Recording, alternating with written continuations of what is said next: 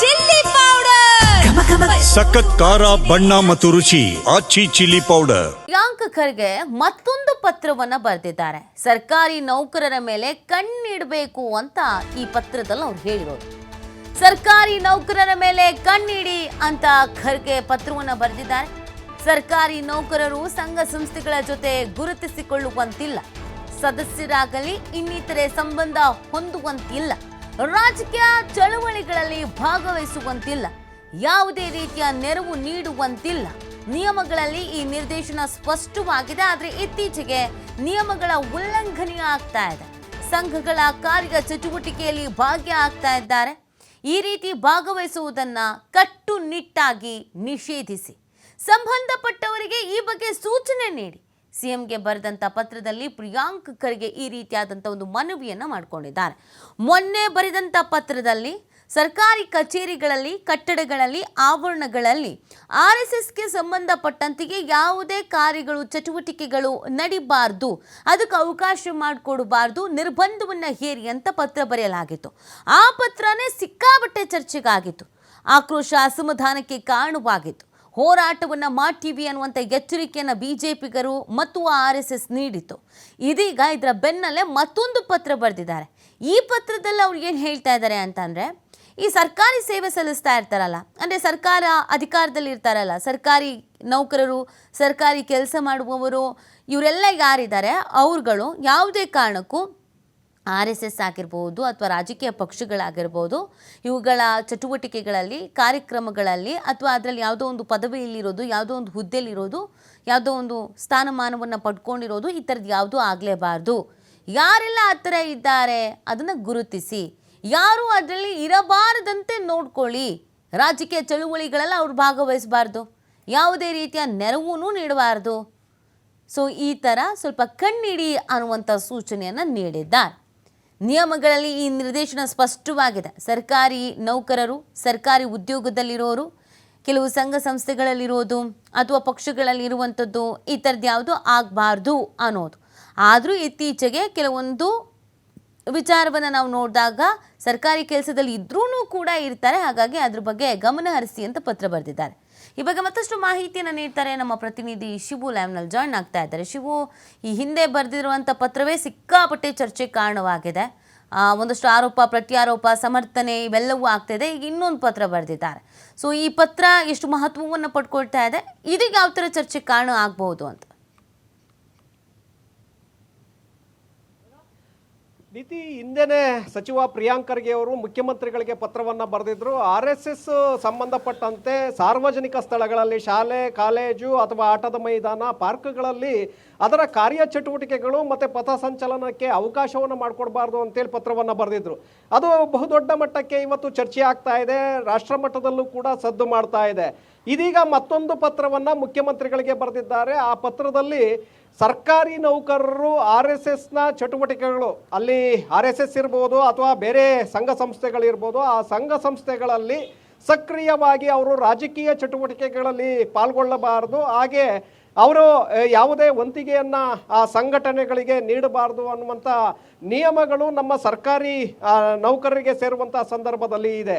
ಹಾಗಾಗಿ ಯಾರು ಈ ಕಾರ್ಯಚಟುವಟಿಕೆಗಳಲ್ಲಿ ಸೇರ್ತಾ ಇದ್ದಾರೆ ಇದು ನಮ್ಮ ಗಮನಕ್ಕೆ ಬರ್ತಾ ಇದೆ. ಹಾಗಾಗಿ ಇದರ ಬಗ್ಗೆ ನೀವು ಪರಿಶೀಲನೆಯನ್ನು ಮಾಡಬೇಕು ಮತ್ತು ಸರ್ಕಾರಿ ನೌಕರರ ಮೇಲೆ ಶಿಸ್ತು ಕ್ರಮವನ್ನು ತೆಗೆದುಕೊಳ್ಬೇಕು ಅಂತೇಳಿ ಪತ್ರದ ಮೂಲಕ ಈಗ ಮುಖ್ಯಮಂತ್ರಿಗಳಿಗೆ ಆಗ್ರಹವನ್ನು ಮಾಡಿದ್ದಾರೆ.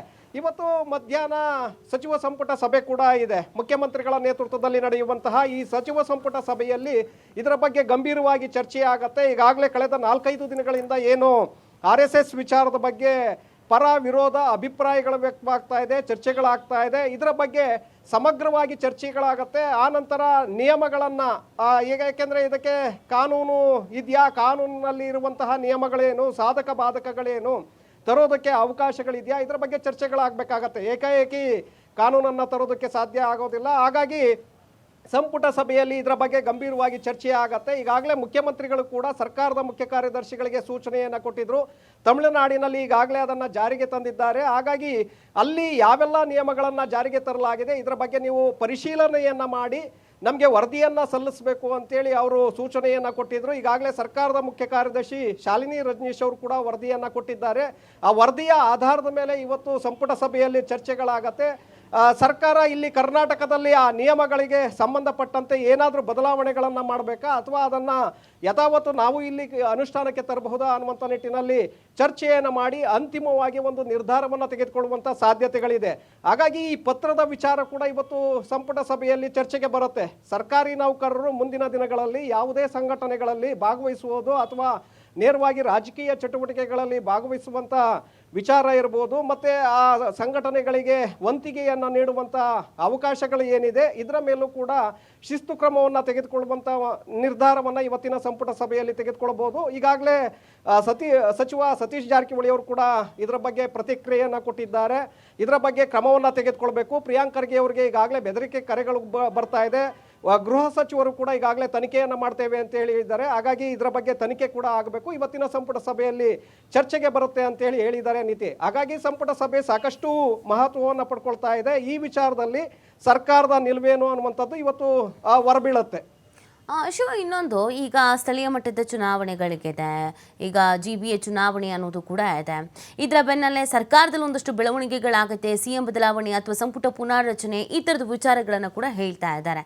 ಹೀಗಿರಬೇಕಾದ್ರೆ ಈ RSS ಅನ್ನುವಂಥದ್ದು ಒಂದು ದೊಡ್ಡ ವಿಚಾರ. ಸೊ BJPಯ ಬುಡಕ್ಕೆ ಕೈ ಹಾಕಿದ ಹಾಗೆ ಅಥವಾ ಹಿಂದುತ್ವ ಅನ್ನೋದು ಏನಿದೆ ಆ ಅಜೆಂಡವನ್ನು ಕೆಣಕಿದ ಹಾಗಾಗತ್ತೆ. ಇಂಥ ಸಂದರ್ಭದಲ್ಲಿ ಇದರ ಬಗ್ಗೆ ಒಂದು ಕಠಿಣವಾದಂಥ ನಿರ್ಧಾರವನ್ನು ತೆಗೆದುಕೊಳ್ಳೋದು ಎಷ್ಟು ಮಟ್ಟಿಗೆ ಸೂಕ್ತ?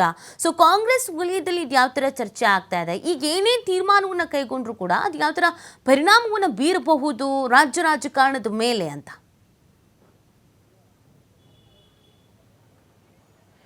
ನೀವು ಹೇಳಿದಾಗೆ ಈಗ ಚುನಾವಣೆಗಳು ಕೂಡ ಎದುರಾಗ್ತಾ ಇದೆ. ಜಿಲ್ಲಾ ಪಂಚಾಯತ್, ತಾಲೂಕ್ ಪಂಚಾಯತ್ ಚುನಾವಣೆಗಳಿರ್ಬೋದು. ಈಗ ಮುಂದೆ ಫೆಬ್ರವರಿ ಮಾರ್ಚ್ನಲ್ಲಿ ಗ್ರೇಟರ್ ಬೆಂಗಳೂರು ಅಥಾರಿಟಿಗೆ ಚುನಾವಣೆ ನಡೆಯುವಂಥದ್ದು ಇರ್ಬೋದು, ಆಗ್ತಾ ಇದೆ. ಇದರ ಮೇಲೂ ಕೂಡ ಇದು ಪರಿಣಾಮವನ್ನು ಬೀರುತ್ತೆ ಅನ್ನುವಂಥ ಚರ್ಚೆಗಳು ಈಗಾಗಲೇ ನಡೀತಾ ಇದೆ. RSS ಒಂದು ಸಂಘಟನೆಯಾಗಿ ಇವತ್ತಿಗೂ ಕೂಡ ಅದು ಸಾಮಾಜಿಕ ಕೆಲಸಗಳನ್ನು ಮಾಡ್ತಾ ಇದೆ, ದೇಶಭಕ್ತಿಯನ್ನು ರೂಪಿಸುವಂಥ ಒಂದು ಕೆಲಸವನ್ನು ಮಾಡ್ತಾ ಇದೆ ಅನ್ನುವಂಥ ಚರ್ಚೆಗಳು ನಡೀತಾ ಇದೆ. ಸೊ ಇಂತಹ ಸಂದರ್ಭದಲ್ಲಿ ಈ ಸಂಘಟನೆಯ ಮೇಲೆ ಕ್ರಮವನ್ನು ತೆಗೆದುಕೊಳ್ಳೋದಕ್ಕೆ ಸರ್ಕಾರ ಒಟ್ಟಿದ್ದೇ ಆದರೆ ಅದರ ಒಂದು ಪರಿಣಾಮಗಳು ಏನಾಗಬಹುದು ಅನ್ನುವಂಥ ಚರ್ಚೆಗಳು ಕೂಡ ನಡೀತಾ ಇದೆ. ಆದರೆ ಎಲ್ಲೋ ಒಂದು ಕಡೆ ಸಂಘದ ಚಟುವಟಿಕೆಗಳ ನೆಪದಲ್ಲಿ ಬೇರೆಯವರ ಮೇಲೆ ದ್ವೇಷ ಭಾಷಣಗಳನ್ನು ಮಾಡೋದು ಅಥವಾ ದ್ವೇಷವನ್ನು ಬಿತ್ತುವಂಥ ಒಂದು ಪ್ರಯತ್ನಗಳು ಆಗ್ತಾ ಇದೆ ಅನ್ನುವಂಥ ಆರೋಪವನ್ನು ಪ್ರಿಯಾಂಕ್ ಖರ್ಗೆ ಅವರು ಮಾಡಿದ್ದಾರೆ. ಸೊ ಹಾಗಾಗಿ ಅದರ ಬಗ್ಗೆ ಕೂಡ ಗಮನವನ್ನು ಹರಿಸಬೇಕಾಗತ್ತೆ. ಹಾಗಾಗಿ ಈಗ ಸರ್ಕಾರ ಇವತ್ತಿನ ಸಂಪುಟ ಸಭೆಯಲ್ಲಿ ಯಾವ ರೀತಿಯಾದಂಥ ನಿರ್ಧಾರವನ್ನು ತೆಗೆದುಕೊಳ್ಳುತ್ತೆ ಅದರ ಮೇಲೆ ಮುಂದಿನ ಪರಿಣಾಮಗಳನ್ನು ನೋಡಬೇಕಾಗತ್ತೆ. ಆ ಚುನಾವಣೆಯ ಮೇಲೆ ಯಾವ ರೀತಿಯಾಗಿ ಪರಿಣಾಮಗಳು ಬೀರುತ್ತೆ, ಮತ್ತು ಈಗ ಸರ್ಕಾರಿ ನೌಕರರ ಮೇಲೆ ಏನಾದರೂ ಶಿಸ್ತು ಕ್ರಮಕ್ಕೆ ಮುಂದಾಗಿದ್ದೆ ಆದರೆ ಆ ಪರಿಣಾಮಗಳು ಯಾವ ರೀತಿಯಾಗಿ ಆಗುತ್ತೆ ಅನ್ನುವಂಥದ್ದು ಮುಂದೆ ನೋಡಬೇಕಾಗತ್ತೆ. ಸದ್ಯಕ್ಕೆ ಇವತ್ತಿನ ಸಂಪುಟ ಸಭೆ ಸಾಕಷ್ಟು ಮಹತ್ವವನ್ನು ಪಡ್ಕೊಳ್ತಾ ಇರುವಂಥದ್ದು ನೀತಿ. ಓಕೆ, ಥ್ಯಾಂಕ್ ಯು ಶಿವ, ತಮ್ಮ ಡೀಟೇಲ್ಸ್ಗಾಗಿ.